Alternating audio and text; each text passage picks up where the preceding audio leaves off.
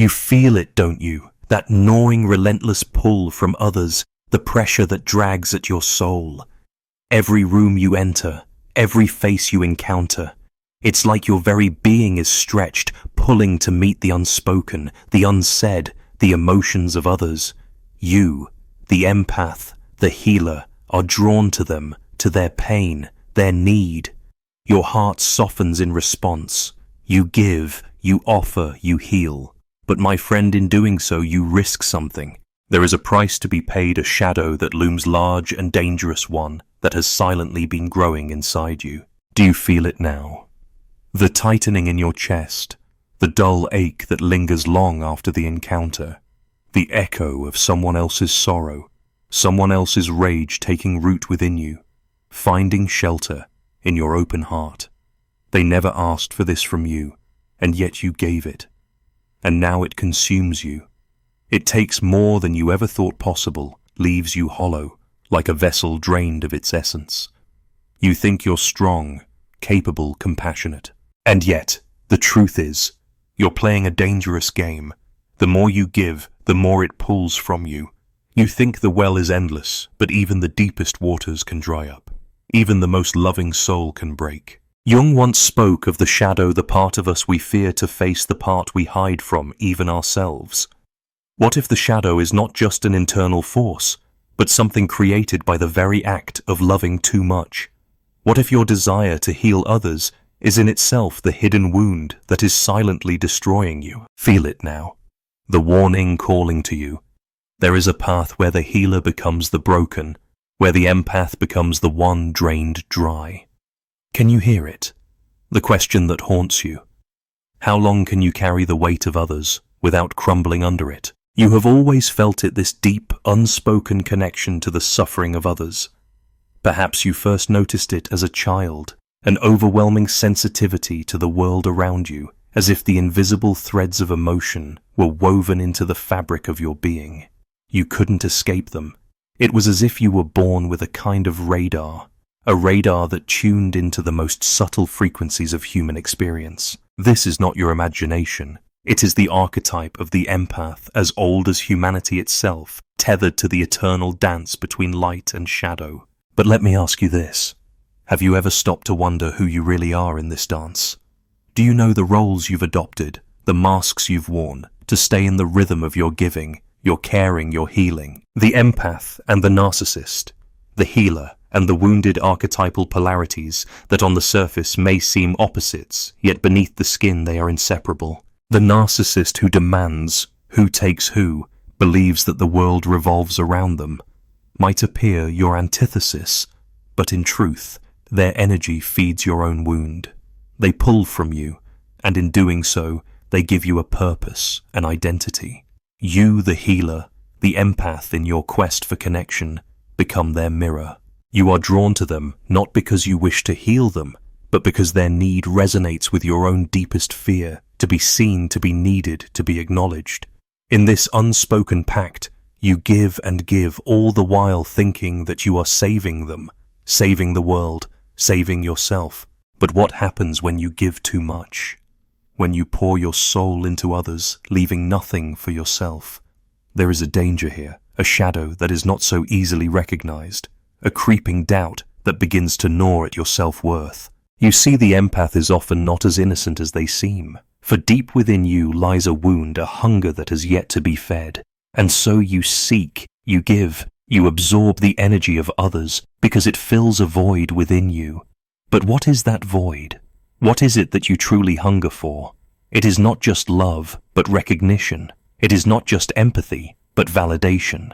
And in the endless cycle of giving, you become something you never intended to be, the rescuer who needs rescuing, the healer who is secretly broken. Jung once said, "The most terrifying thing is to accept oneself completely." But how can you accept yourself when your self-worth is so entangled with the suffering of others? You are not just a healer.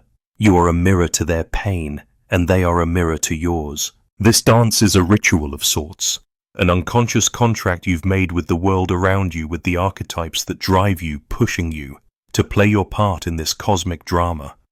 But this drama has no clear end, no clear resolution, only an endless recycling of roles and identities. You, the empath, are caught in the cycle, unaware of the damage being done to your own soul, unaware of the depletion of your spirit. Your shadow, hidden from your conscious mind, creeps in during moments of stillness, when the noise of the world quiets. It whispers of your neglect, of your self-sacrifice, of the cost of giving without limit. It tells you that you have been abandoned by the very thing you seek: wholeness. Wholeness cannot come from others.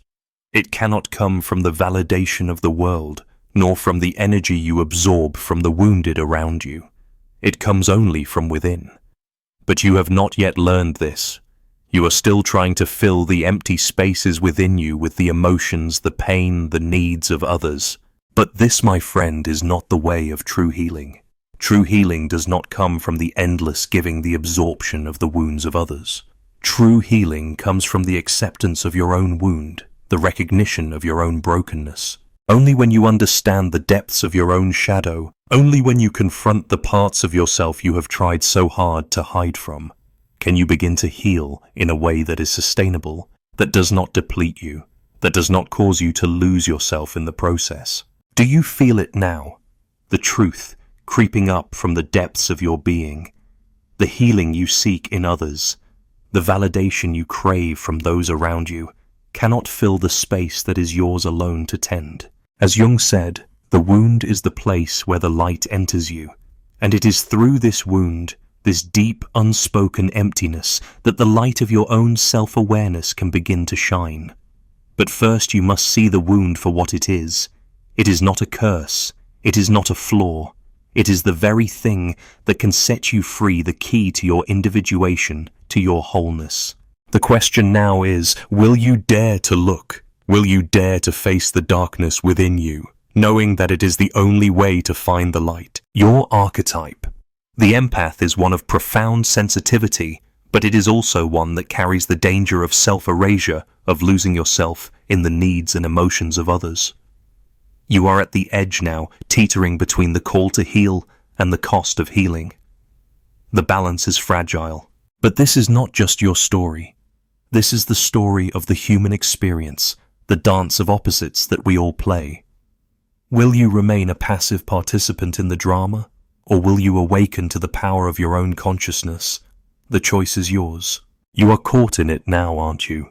The magnetic pull of opposites, the intense, inevitable dance between the empath and the narcissist, the healer and the wounded. It's not a dance you chose consciously, yet somehow you find yourself playing your part, time and time again. You may think that it is the other, the one who demands, who takes, who has no sense of their own hunger, that is the one leading this ritual. But the truth is far more complex. You are both participants caught in a drama that goes far beyond the personal. This is archetypal, a drama that has played out since the beginning of time. It is not enough to simply call them opposites, these forces that pull you one way and then the other. There is a ritual here, a cosmic drama unfolding in every moment. The empath moves toward the pain, toward the need, toward the other, as if compelled by some unseen force. The narcissist in turn moves toward the self, toward self-centeredness, toward a hunger that will never be satisfied. And yet this dance is not just about two individuals. No, it is far larger than that. It is a ritual as old as creation itself, an eternal struggle between the need to give and the need to take, between self-sacrifice and self-assertion, between love and fear. In this ritual you wear the robe of the healer, the empath, with great reverence. But you do not yet realize that to heal others you must first heal yourself. And this is the paradox that lies at the heart of this drama. The more you give, the more you lose yourself. The more you try to heal, the more you become entangled in the very thing you seek to escape: your own wound, your own longing for wholeness. You move toward the other with open arms, but in doing so, you unknowingly pull their wounds into your own soul. You offer yourself as a vessel, as a savior, as a balm, but in your offering, you risk your very identity. Do you see it now? This delicate ritual, this delicate trap. The narcissist is not just someone who takes from you. They are a mirror reflecting back to you your own need to be needed. You give because you want to feel important, because you want to believe that your existence has meaning, that you are worthy of love. In the act of healing others, you search for your own salvation, but salvation cannot come from another.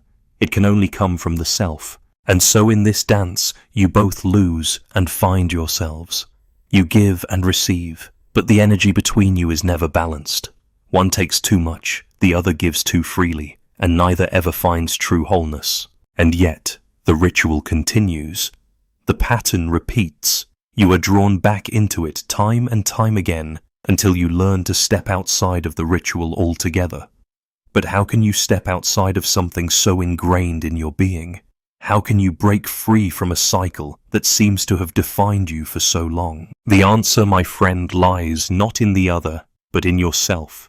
You must learn to embrace the polarity within the dance of light and shadow that exists inside of you before you can break free of the endless cycle of giving and losing. This is the challenge you face, to stop identifying so fully with one side of the polarity.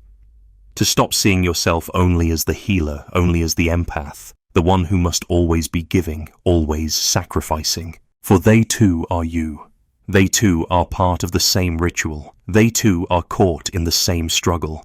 And until you recognize this, until you realize that you are not merely the giver, but also the taker, the wounded, the one who seeks validation, you will continue to dance in this unending ritual. Jung spoke of the shadow, that part of us we fear to acknowledge, the part of us we try to push into the darkness. But what if the shadow is not just an internal force, but a force that is created through the interaction of these archetypes? What if the very act of playing the healer, of identifying solely with the light, is what keeps you imprisoned? What if the narcissist, the one who seems to drain you, is simply a reflection of your own unconscious desire to remain in the light, to remain pure, to remain unbroken? What if they are not the villain in this story, but rather the mirror that reflects your own wounds? Can you feel it now? The ritual is not just between you and the other. It is a reflection of the deeper struggle within you. The struggle between light and shadow, between selflessness and selfishness, between healing and destruction. You are not simply playing a role in someone else's drama. You are playing the role of the unconscious, the role of the archetype that has been written into your soul since the dawn of time. And in this role, you have both the power to heal and the power to destroy. But it is not enough to play the role mindlessly.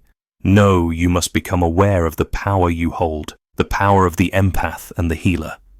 Only then can you step out of the ritual, can you step outside the game and claim your own sovereignty. The dance may be inevitable, but you, my friend, are not simply a puppet to the archetypes. You are the dancer, the one who chooses the rhythm, the one who can change the steps.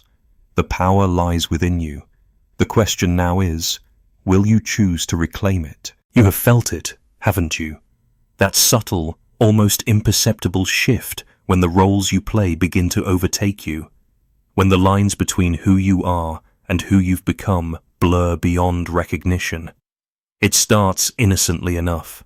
You identify with your role as the empath, the healer, the one who nurtures and cares for others. It feels natural, right, even to be the one who holds space for others, to be the one who steps into the chaos and brings calm. You feel needed. You feel alive in that need. It feeds you in ways that words cannot describe. But then something happens. That initial sense of fulfillment begins to fade, and in its place a gnawing emptiness settles. It's a quiet, insidious feeling, at first, a small whisper that tells you that you are no longer merely helping others, you are losing yourself. You've become so intertwined with their stories, their pain, that it is impossible to tell where their emotions end and yours begin. What was once a gift has now become a tether chaining you to the endless needs of others until you find yourself adrift on a sea of their sorrow, struggling to find your way back to solid ground. This is the danger of over-identification. The empath who becomes too absorbed in their role, too deeply entangled with the suffering of others, loses sight of their own self.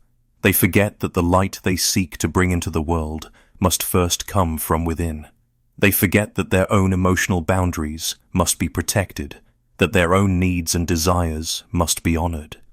It is easy in the face of such profound suffering to feel that you must carry the weight of it all, that the world's pain must be your burden to bear. But in doing so, you risk being consumed by it. You risk disappearing into the very darkness you seek to heal. Jung once said, "In the process of individuation, we do not become more like others, but more like ourselves." But when you over-identify with the role of the healer, the empath, you forget who you are beneath it all. You begin to believe that you are nothing more than your ability to heal others, that your value lies in your capacity to absorb their pain and transform it. But this is an illusion. The true path to healing does not come from self-sacrifice or the constant giving of yourself. It comes from a deep awareness of your own boundaries, from the understanding that you too must be healed, that you too deserve care, and that your needs are just as important as those of the people you help. Have you ever noticed how, when you give too much, you begin to lose energy, to feel drained as though you are running on empty? It is not just a physical depletion, but an emotional one as well. When you lose yourself in the role of the empath, you begin to forget the importance of self-care. You forget that there must be space in your life for your own joy, your own desires, your own needs. It is as if you have stepped into a role so deeply that it has become the only thing you know. You no longer know who you are without it, and in that, forgetting, you risk losing the very thing that gives you the strength to heal others, your own inner wholeness. But there is a deeper danger here, a more subtle peril that lurks beneath the surface. When you over-identify with the empath, with the healer, you also begin to adopt a belief that you are somehow responsible for the suffering of others. You carry that burden with you day after day, convinced that if you just give a little more, do a little more, you can heal them, you can save them. But this is a lie. You cannot heal anyone who is not willing to heal themselves. And by believing that you are solely responsible for their healing, you not only drain yourself, but you also rob them of their own power. This is the trap. In trying to save others, you lose sight of your own journey. You become so focused on the external that you forget the internal. You forget that you are not just here to serve, but to grow, to evolve, to become more of who you truly are. In the pursuit of healing others, you risk losing the opportunity to heal yourself. And that is where true destruction lies, not in the act of giving, but in the act of losing yourself in the giving. Have you ever asked yourself why you feel so compelled to give, to heal, to be the one who carries the pain of others? Why is it that you cannot say no, that you cannot set boundaries? What part of you is afraid of your own power, afraid of your own wholeness? There is a deep fear here, a fear that if you stop giving, if you stop healing, you will lose your sense of self. You will no longer be needed, no longer be loved. The paradox is cruel. In trying to be everything for everyone, you risk becoming nothing for yourself. This is where the real work begins, in the quiet moments when you sit with yourself and confront the truth. You do not need to lose yourself to help others. You do not need to erase your own needs in order to be of service. In fact, it is only when you honor yourself, when you recognize your own worth and your own boundaries, that you can truly offer healing to the world. Jung's concept of the shadow reminds us that we cannot escape the darkness within. It is part of us as much as the light. But it is not the darkness that is dangerous. It is the refusal to acknowledge it, to embrace it. When you over-identify with the light of the healer, you deny the shadow within the parts of you that are wounded, that are in need of care. You cannot heal others while neglecting your own wounds. And in that neglect you become something else entirely, something that is not the true healer you were meant to be. The path forward is one of balance. It is one of self-awareness. It is the recognition that the empath is not a role to be worn like a mask, but a part of you that must be integrated into the whole of who you are. You are not just a healer. You are not just an empath. You are a whole being with needs, desires, and boundaries that must be respected. And when you can stand in your own power without losing yourself in the role, you will find that your healing energy is more potent, more sustainable, and more authentic. The light you share will come not from a place of self-sacrifice, but from a place of self-awareness, from a place of sovereignty. And it will heal not just others, but you as well. There comes a moment in every soul's journey when they must face a choice to continue walking the familiar path, the one they have always known, or to step into the unknown, to cross the threshold into transformation. For you, this moment has arrived. You have felt the weight of it, the deep silent knowing that something within you must change. You have given so much, and yet you find yourself empty. You have healed others, and yet you feel yourself slipping into a shadow of who you once were. The call to change is not loud or obvious. It is a whisper, a quiet stir within you. But it is insistent. It is the voice of your own soul asking you to look inward, to stop searching outside yourself for the answers, to stop seeking healing in others, and to begin the journey of healing yourself. But this path, the one of transformation, is not an easy one. It asks you to look at the parts of yourself you have long hidden, the parts of yourself that you fear. The wounds that you have carried for so long, the ones you tried to heal by giving and sacrificing, will no longer be ignored. You must face them now, not as a victim, not as someone trying to fix what is broken, but as someone who is ready to acknowledge their power. The power is not in the endless giving. The power is in the knowing that you are whole, that you do not need to sacrifice yourself for the world to be healed. Transformation does not come from fixing yourself, from becoming someone else. It comes from understanding who you truly are beneath the roles you play, beneath the identities you have created to protect yourself from the pain. It is not about escaping your wounds, it is about embracing them. As Jung so profoundly said, the most important thing in life is to find the point of balance between light and darkness. It is not the light you must seek, but the balance.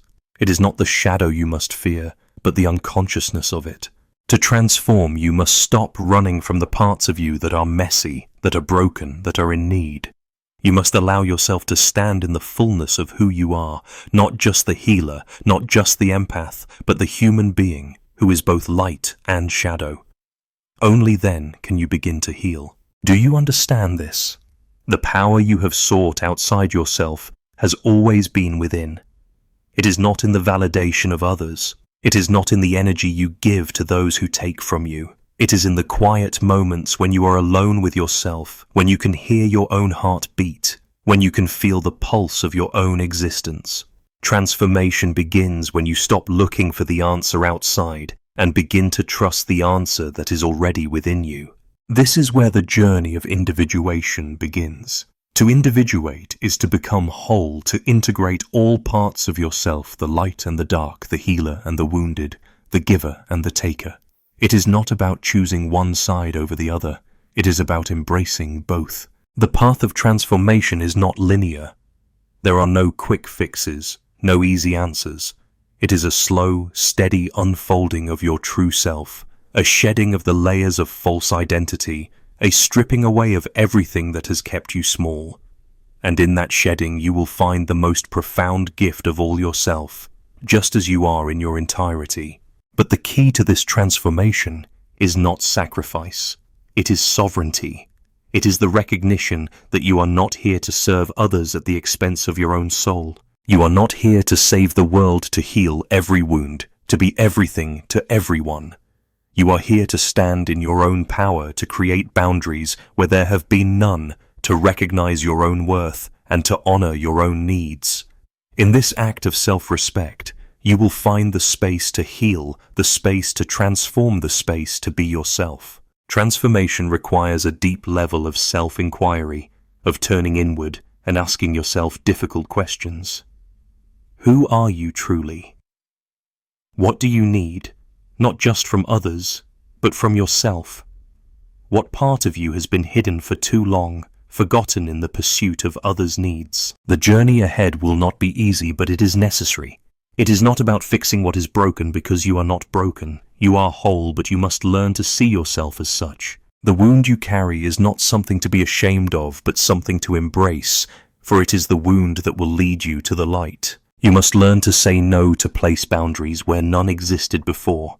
You must learn to recognize when you are giving too much, when you are losing yourself, and stop.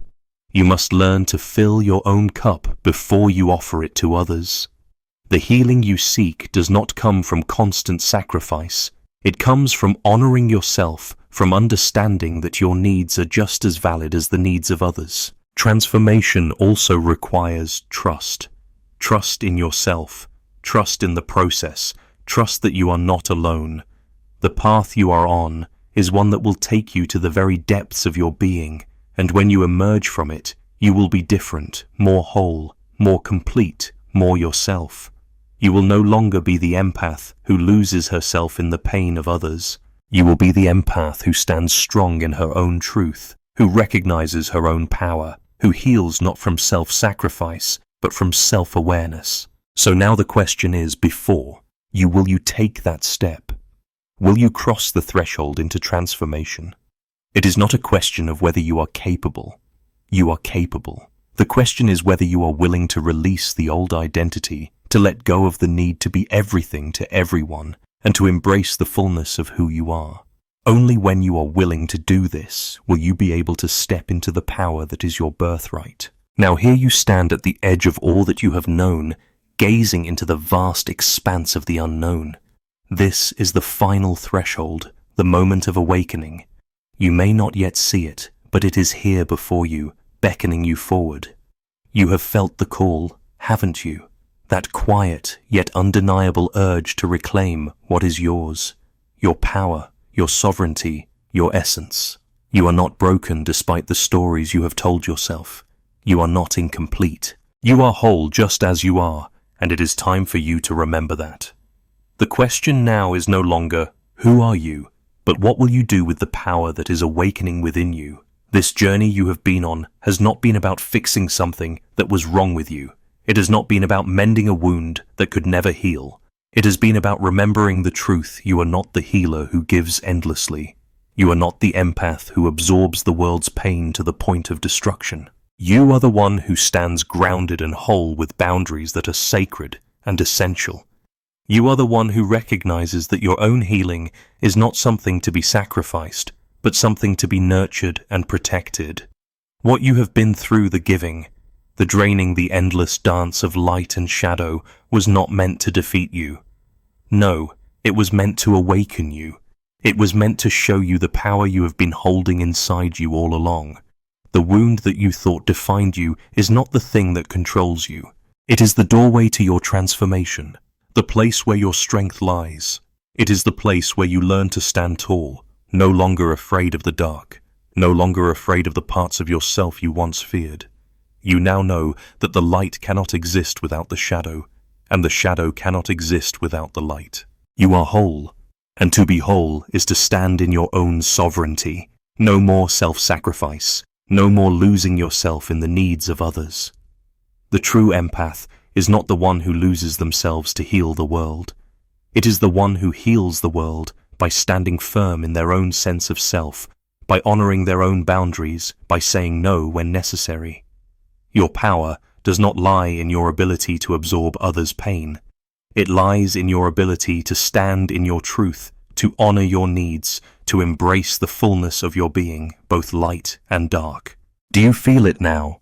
The quiet pulse of your own power. It is not loud, it is not brash. It is the subtle force of the earth beneath your feet, the strength that comes from standing tall, rooted in your truth. It is the steady beat of your heart, the recognition that you no longer need to be everything to everyone. You are enough just as you are. Your boundaries are not walls to keep others out. They are sacred lines that protect your energy, your essence, your soul. And it is only from this place of deep self-awareness, this place of grounded strength, that you can truly give to others, that you can truly heal without losing yourself in the process. You have already begun the work of transformation. The shift has already started within you, and you are no longer the same. But the question remains, will you continue this journey, this path of sovereignty, of self-awareness? Or will you slip back into the old patterns? Will you continue to lose yourself in the needs of others? Or will you honor your own needs and desires? The path you have walked has led you here, but it is not a path that ends. It is a journey of constant growth, constant awareness, constant awakening, and it is one that you will walk with your own power, your own strength, your own truth as your guide.